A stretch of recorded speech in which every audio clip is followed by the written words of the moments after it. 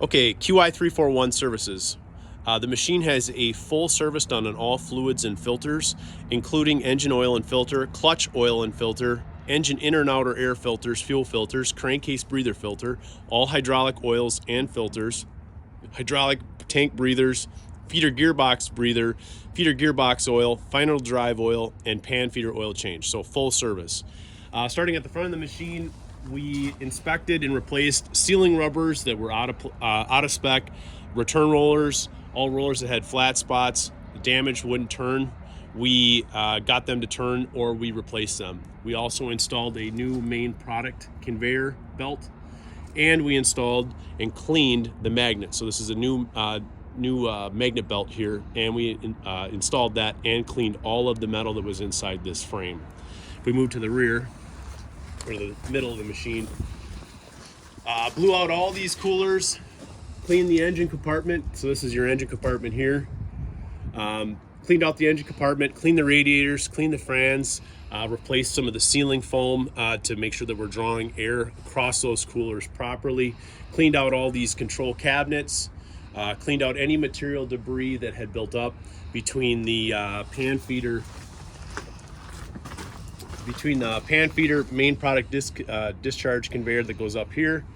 We also cleaned out the screen box for the hanging screen, cleaned out any material, made sure that the sealing rubbers were adjusted properly, and they're contacting the belt, and that we don't have any issues with the belt, holes, tears, etc. And then we tensioned and tracked all belts. As far as wear parts inside the crushing chamber, we replaced with two new full hammers, and then we flipped two hammers that were in there. We replaced any apron liners in your aprons here that were out of spec, and we rotated ones to even the load inside the crushing chamber. Replaced any frame liners that were out of spec, and then down on your apron feeder and the rock ledge underneath, we're not your apron feeder, sorry, your vibrating pan feeder, under pan feeder. We replaced any of the wear liners in here that need to be replaced or out of spec, and then we also adjusted and replaced sealing rubbers between vibrating under pan feeder and your main discharge conveyor. Moving to the rear, we replaced sealing rubbers and also any rubbers that were out of spec with your natural fines conveyor.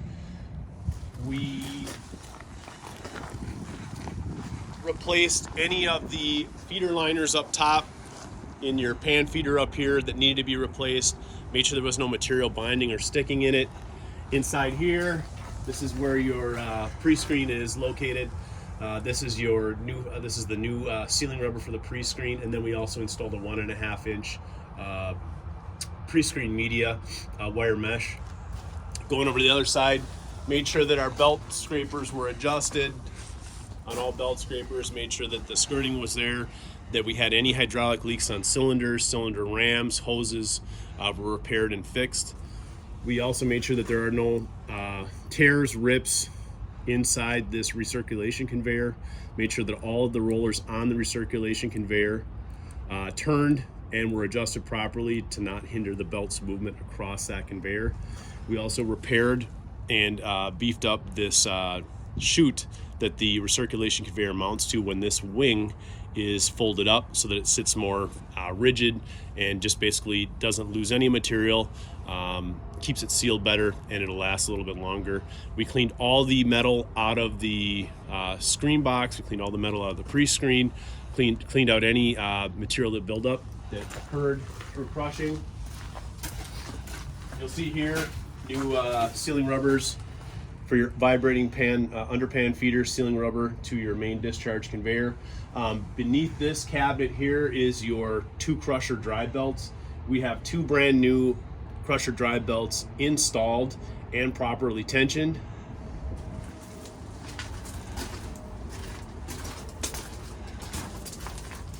Transfer conveyor, sealing rubbers, transfer conveyor material buildup was cleaned. Made sure all the return rollers on the main discharge conveyor were working.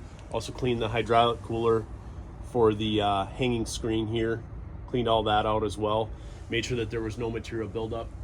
Basically on all parts of the machine, we made sure that the bearings could either take grease, the hoses weren't missing, and that we didn't have any leaks. And we field tested the unit and ran it for 2 days with solid results.